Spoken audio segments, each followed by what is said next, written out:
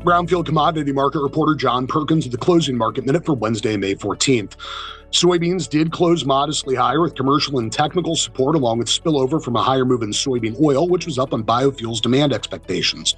Soybeans continue to watch U.S. planning and development conditions while waiting for any update on the recent tariff talks with China and getting ready for CONAB's updated numbers for Brazil and the USDA's weekly export sales numbers, both of which are out on Thursday.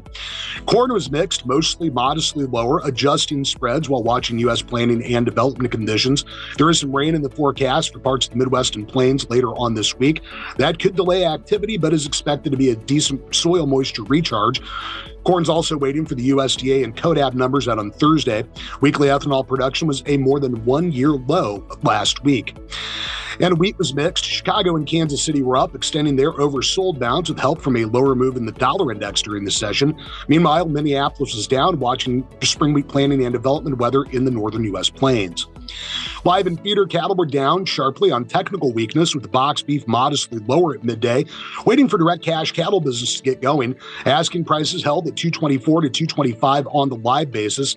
Nothing yet for the dress basis, and packer inquiry was extremely light with no bids reported. And hogs closed lower, pressured by concerns about domestic and export demand, definitely waiting to see if China bought any U.S. pork last week. With the closing market minute for Wednesday, May 14th, I'm Brownfield commodity market reporter John Perkins.